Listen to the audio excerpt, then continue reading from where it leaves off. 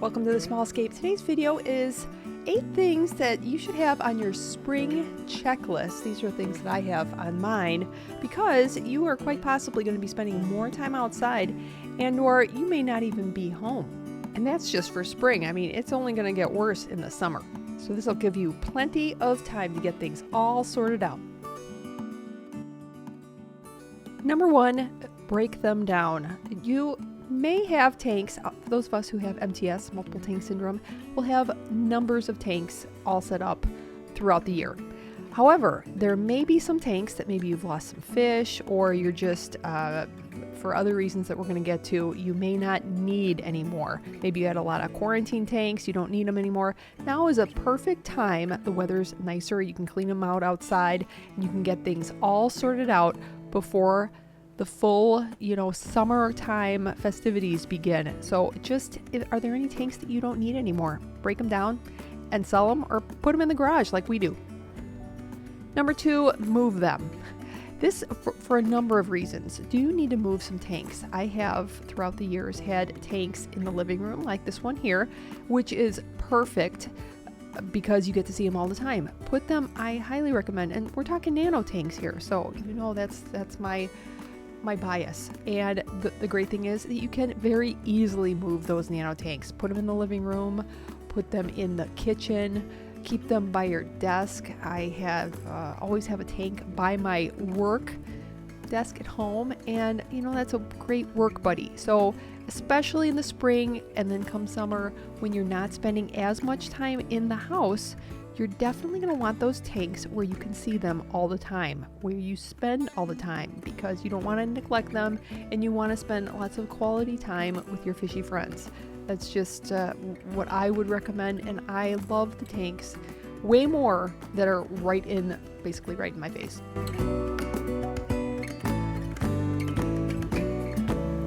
Next, consolidate. Are there tanks that you need to consolidate for one reason or another? Are there some tanks that you broke down? Maybe you just, maybe your plants died. Maybe you just don't like the Scape anymore. Maybe you don't need as many tanks. And maybe you have some occupants that can go together. My rummy nose Scape, I did break down.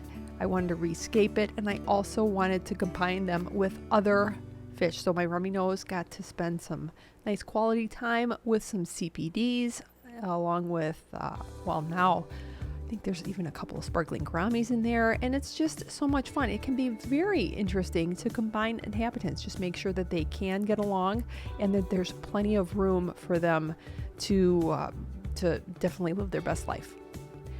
Next, are there some materials that you need to use? This may be specific to me.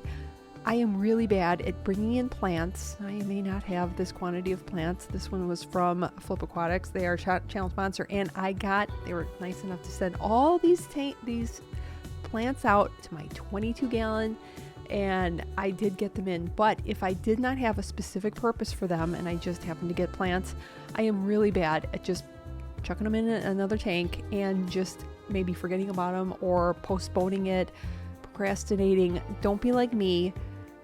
Take a look around. Are there materials you need to use up? Are there some rocks that you really want to use? Are there some plants sitting around in a tank that maybe it doesn't belong, it bothers you? Now is a perfect time before you get super busy and you're not looking at them as much as maybe you are when you are inside in the cooler temperatures. Plant them. Get yourself your tweezers, all your supplies. Just get it done and you're going to feel like $1 million. I have a couple on my to-do list to get them all kind of buttoned up before summer, and it just you're going to be happy once it's done. And FYI, this does go along with driftwood and rocks too, because in the summer months you're going to get some more.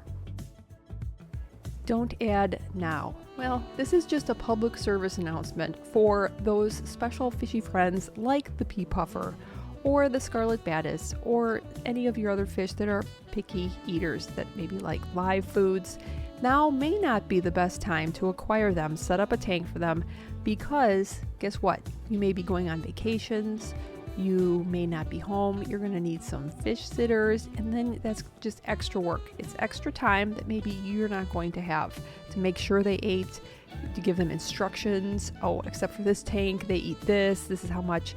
just might not be the best time. And that leads me right into, yes, think of your fish sitters. If you do travel, hopefully you do have somebody that you trust that can take care of your little fishy friends. And if you have tons of tanks, you may not be their favorite person at that point, but also keep that in mind. If you are moving things around, if you're considering changing things, if you do travel a lot or you do need fish sitters kind of somewhat frequently, think of them when you're making some decisions. How easy is it for them to find your tanks around the house? Is it like all in one space like my Nano Nook? And also just start getting all your directions all ready, because that'll take some time too. Spring is the best time to do some spring deep cleaning. And the tanks that I'm talking about. I have a number of tanks that throughout the year they just get kind of, not neglected, but they can use a spring deep clean. Now is a perfect time. Get it done and you will be happy. It's going to be very rewarding. Really, it will. You're going to get to do all this gross stuff, get it out of the way, and then you're going to basically have a brand new kind of aquarium. The glass is going to be all nice and clean. I mean, are there some things that maybe your rocks are all covered with algae, you're tired of it, and it can just give you some like renewed interest. And then you're going to want to spend more time around your tank. Your fish are going to say, hey, thanks a bunch, that my tank looks really nice. Make sure throughout the year your tank doesn't get neglected to where your fish are not in their optimal, home, but you know what I mean. And last of all, but definitely not least for the spring is, do you have any pond plants? If you do have any plans for those ponds, now is the time to figure things out. How big is your pond going to be? Do you have the area for it? This was a 55-gallon pond that I had in the back. Loved it. It was super fun, but there's a bunch of things that you need to start considering. Where you're getting your plants from, how's it going to look? Do you have the space for it? Do you need to start like digging out a trench for it?